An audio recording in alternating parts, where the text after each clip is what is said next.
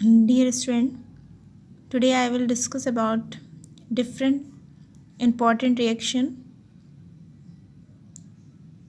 5 आपके पास रिएक्शन दिए गए हैं जो बहुत इंपॉर्टेंट है, जो हर एनुअल एग्ज़ाम, बोर्ड एग्ज़ाम में पूछे जाने वाले, बार बार रिपीट होने वाले ये रिएक्शन हैं. सो इसे आप अच्छे से स्टडी करेंगे. इन 5 रिएक्शंस को जो आपके लिए एग्ज़ाम पर्पज़ के लिए बनाए गए हैं, इसे एक और क्वेश्चन में जाना जाता है. एल्डिहाइड बनाने की विधियों को समझाइए. क्योंकि इन 5 अभिक्रियाओं को जब आप बनाते, रिएक्शन करते हैं, तो सभी में एज अ प्रोडक्ट एल्डिहाइड ही हमें प्राप्त होता है. उत्पाद के रूप में हमें एल्डिहाइड ही प्राप्त होते हैं. इसीलिए यदि इस टाइप का प्रश्न पूछा जा सकता है, एल्डिहाइड बनाने की विधियों को समझाइए, तो आप इन 5 विधियों को उसी में लिख सकते हैं. आंसर दोनों के सेम रहेंगे, क्वेश्चन डिफरेंट पूछे जा सकते हैं. लेकिन मोस्टली ऐसे सेपरेटली पूछा जाता है कि इन 5 अभिक्रियाओं को बताइए. 10 मार्क्स के रहते हैं. एक रिएक्शन 2 नंबर में रहेंगे, यानी 1 नंबर इसमें फॉर्मूले बनाते उसमें रहते हैं और 1 नंबर इसको डिफ़ाइन करते हैं, डेफिनेशन लिखते, परिभाषा उसमें रहते हैं. तो 2 नंबर का एक रिएक्शन रहेगा. ठीक है, तो हम स्टार्ट करते हैं. रोजनमुंड अभिक्रिया. ये रोजनमुंड ये क्या है? ये कोई साइंटिस्ट है, उन्होंने अपने ही नाम पर इस्टेब्लिश कर दिया है अभिक्रिया को.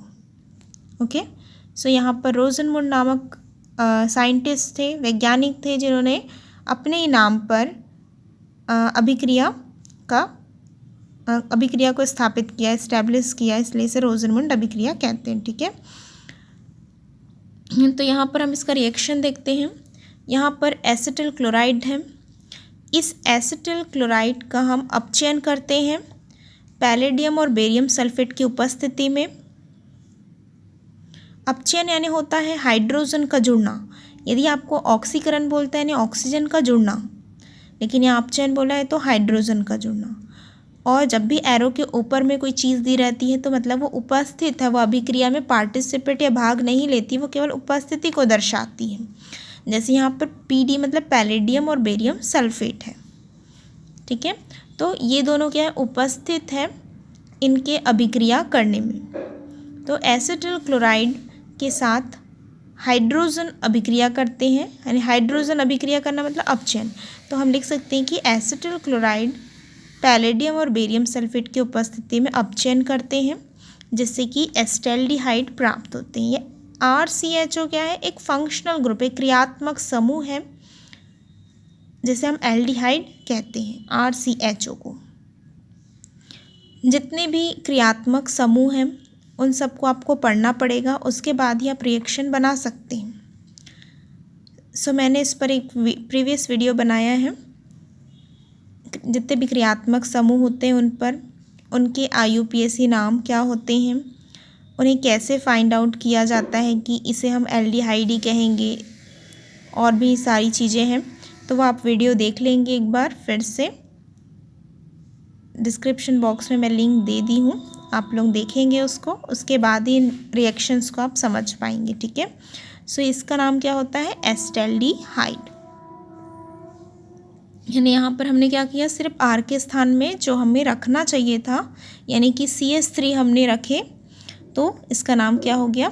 इसे सिर्फ एल्डिहाइड बोला, लेकिन R के स्थान में जब हम CH3 रख दिए तो एस्टेल्डिहाइड हो गया वो. तो एस्टेल्डिहाइड प्राप्त हुआ उत्पाद के रूप में, और जो शेष बच गए वो HCl थे. तो इस तरीके से इसका फॉर्मूला होता है. आप इसको ऐसा डिफ़ाइन कर सकते हैं, डेफिनेशन लिख सकते हैं कि एसिटिल क्लोराइड को बेरियम सल्फेट और पैलेडियम की उपस्थिति में अपचयन कराने पर एस्टेल्डिहाइड प्राप्त होता है. यह अभिक्रिया रोजनमुंड अभिक्रिया कहलाती है. ठीक है, देन उसके बाद हम सेकेंड अभिक्रिया करते हैं, स्टीफन अभिक्रिया. ये भी बहुत इंपॉर्टेंट और बहुत इजी अभिक्रिया है, इसे भी ध्यान से देखेंगे. यहाँ पर हम लेते हैं एल्किल साइनाइड.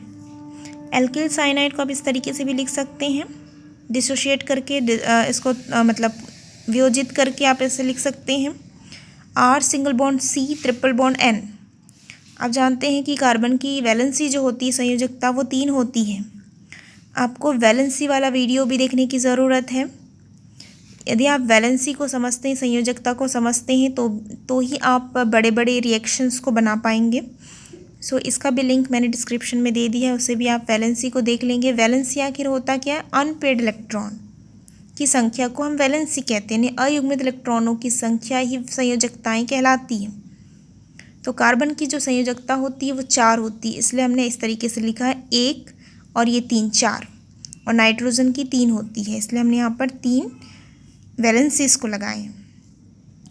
या फिर अब डायरेक्टली ऐसा लिख सकते हैं RCN एल्किल साइनाइड को हम टीन क्लोराइड और हाइड्रोक्लोरिक अम्ल की उपस्थिति में अपचयन कराते हैं, जिससे हमें जो प्रोडक्ट प्राप्त होता है एल्डिमिन हाइड्रोक्लोरिक अम्ल, उसका हम जल अपघटन करते हैं और जल अपघटन करने पर हमें प्योर एल्डिहाइड प्राप्त होते हैं, और जो शेष बच गए उसे हम लिखते हैं। सो ये कैसे बना इसे देखेंगे आप।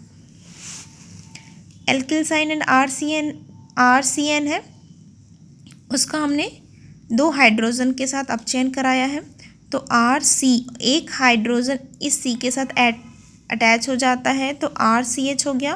फिर हमने डबल बॉन्ड लिखा, यहाँ पर जो ट्रिपल बॉन्ड था वो डबल बॉन्ड में चेंज हो गया है, क्योंकि एक हाइड्रोजन आ गया तो कार्बन की संयोजकता कितनी हो जाती है? यदि यहाँ पर 3 रहती तो 5 हो जाती। कार्बन की संयोजकता चूँकि कितनी होनी चाहिए? 4 होनी चाहिए, इसलिए हमने एक वैलेंसी को हटा के 2 ही रखा यहाँ पर।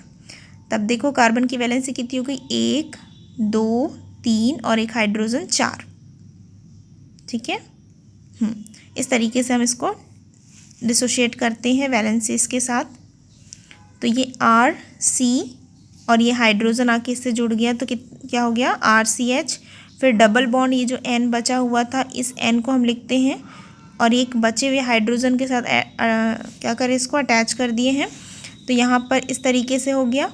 फिर ये डॉट HCl कहाँ से आ गया? ये जो उत्प्रेरक थे जो कि उपस्थिति को दर्शाते हैं, अभिक्रिया में भाग नहीं लेते हैं मोस्टली, लेकिन यहाँ पर अभिक्रिया में भाग ले लेते हैं, तो यहाँ पर HCl हमने डॉट करके लिखा हुआ है। तो ये पूरा जो रिएक्शन है इसका नाम होता है एल्डिमिन हाइड्रोक्लोरिक अम्ल। इस प्रोडक्ट का हमने जल अपघटन करना। जल अपघटन करना यानी कि H2O के साथ अभिक्रिया करना जल अपघटन कहलाता है। ठीक है, तो इस प्रोडक्ट के साथ जल अपघटन करते हैं तब प्योर एल्डिहाइड RCHO प्राप्त होते हैं। यानी यहाँ पर R हो गया CH और ये ऑक्सीजन आके जुड़ गया तो RCHO प्लस, फिर जो बच गया था वो NH4Cl यानी अमोनियम क्लोराइड होता है। तो इस तरीके से आप पहले फॉर्मूला लिखेंगे और फॉर्मूला लिखने के बाद इसी पर बेस्ड डेफिनेशन लिखेंगे। कैसे लिखेंगे? स्टीफन अभिक्रिया वह अभिक्रिया जिसमें एल्किल साइनाइड का टीन क्लोराइड और हाइड्रोक्लोरिक अम्ल की उपस्थिति में अपचयन करने पर जो प्रोडक्ट प्राप्त होता है उस प्रोडक्ट का जल अपघटन करने पर प्योर एल्डिहाइड प्राप्त होते हैं, वह अभिक्रिया स्टीफन अभिक्रिया कहलाती है। ऐसा करके आपको डिफाइन करना है। ठीक है, ये भी अभिक्रिया कंप्लीट हो गई है। उसके बाद हम देखते हैं गाटरमैन कोच अभिक्रिया। गाटरमैन कोच नामक साइंटिस्ट थे जिन्होंने अभिक्रिया इस्टेब्लिश की है।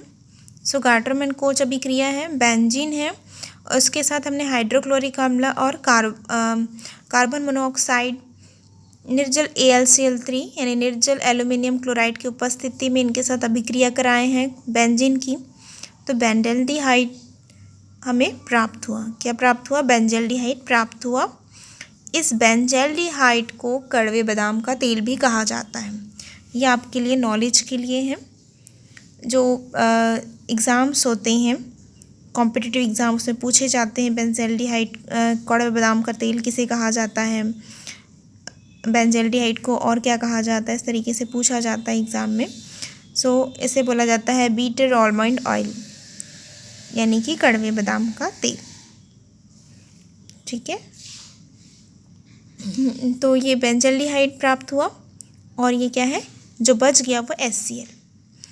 इसे मैं और भी डिटेल में बताती हूँ। बेंजीन को हम किस तरीके से और लिखते हैं, देखो ध्यान से।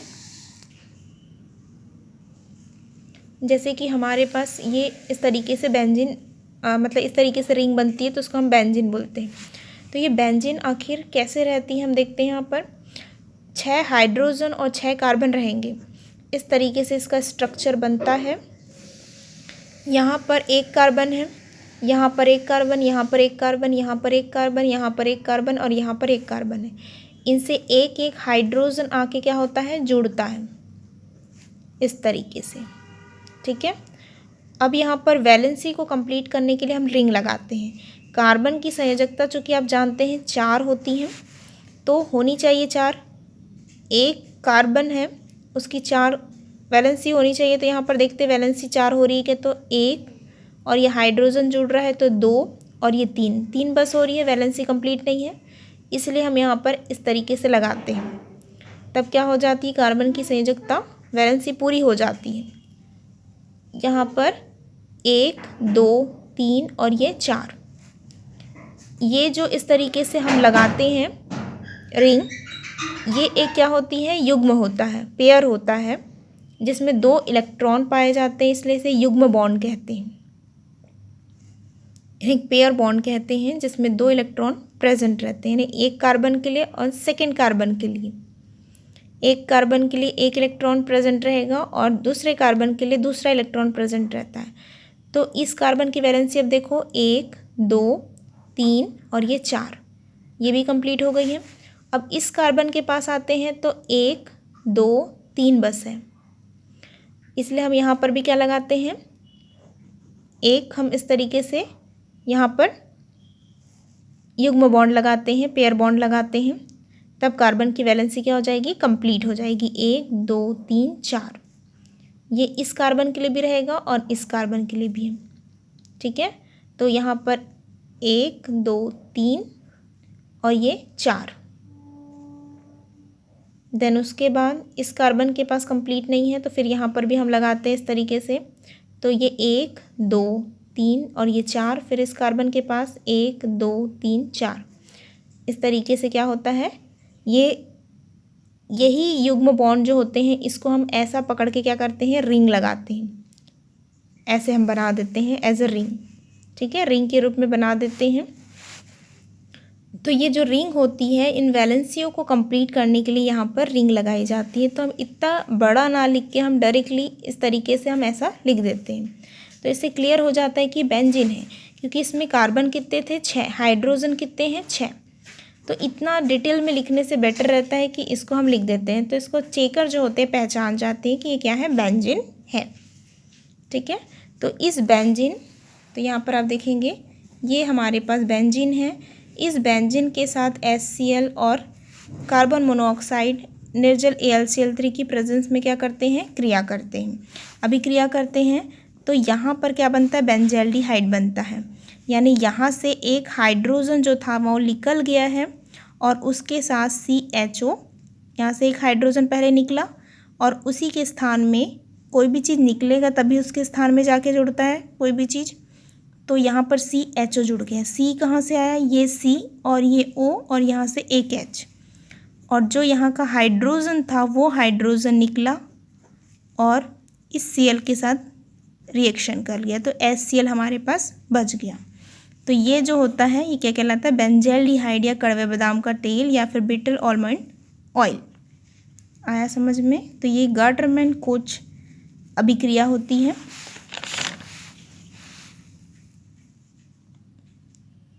ठीक है, तो गाटरमैन कोच अभिक्रिया है ये, कि बेंजीन के साथ निर्जल AlCl3 की उपस्थिति में अभिक्रिया करने पर बेंजल्डिहाइड हमें प्राप्त हुआ। तो इन 5 अभिक्रियाओं में से हमने आज अभी 3 अभिक्रियाओं को पढ़ लिया है, स्टडी कर लिए हैं। आप अच्छे तरीके से अपने कॉपी में नोट डाउन कर लेंगे और चेक करवाएंगे। ठीक है, स्कूल में। और कुछ भी डाउट होगा आपको तो कमेंट बॉक्स में बताएंगे। और इसके आगे का जो वीडियो है, मैं आगे के रिएक्शंस को बताऊंगी आगे के वीडियो में। तो यदि आपने सब्सक्राइब नहीं किए होंगे तो सब्सक्राइब कर लेंगे, ताकि मैं इसके आगे का जो वीडियो बनाऊंगी आपको अच्छे से पहले दिखाई देगा।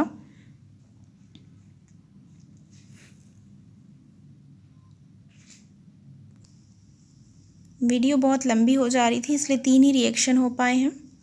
आगे वीडियो आप लोग देखेंगे, मैं अपलोड करते रहूँगी कंटिन्यू। ठीक है। ओके।